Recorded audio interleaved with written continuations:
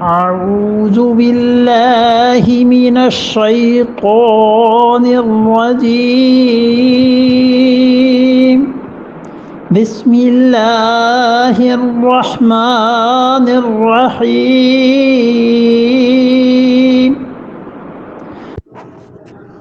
قل أتعبدون من دون الله ما لا يملك لكم ضرا ولا نفعا والله هو السميع العليم قل اتعبدون من دون اللہ، اور ان سے کہیے کہ کیا تم عبادت کرتے ہو ایسی چیز کی اللہ کو چھوڑ کے ما لا یملک لکم ضرا ولا نفعا، جو مالک نہیں ہے. لا یملکو وہ ہرگز مالک نہیں ہے، لکم تمہارے لیے ضرن برے چیز کا، ولا نفعا اور نہ بھلے کا، جو تمہارے نفع اور نقصان کا مالک ہی نہیں ہے، جسے کوئی اختیار ہی نہیں ہے. کیا تم اس کی عبادت کرنے جا رہے ہو؟ اس لیے یہ اس پہ مسیح علیہ الصلوۃ والسلام اور مریم رضی اللہ عنہا کے متعلق صاف بتا دیا کہ نفع اور نقصان ان کے قبضے میں نہیں، تو کیوں پھر عبادت کرتے ہو؟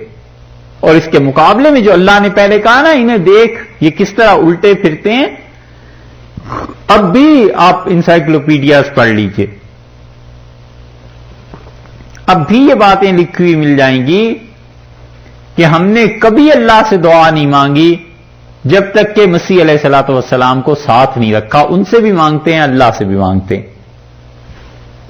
کلیسا کی ہسٹری میں وہ کہتے ہیں ایسے نہیں ہوا کبھی بھی کہ اکیلے کبھی خدا سے مانگا ہو. ہم مسیح علیہ الصلوۃ والسلام سے بھی مانگتے ہیں، مریم سے بھی مانگتے ہیں. یہ ہے چیز. اللہ نے فرمایا ان کو پوجتے ہو جن کے قبضے میں کچھ نہیں، ان کو پکارتے ہو. واللہ هو السمیع، اللہ سننے والا ہے.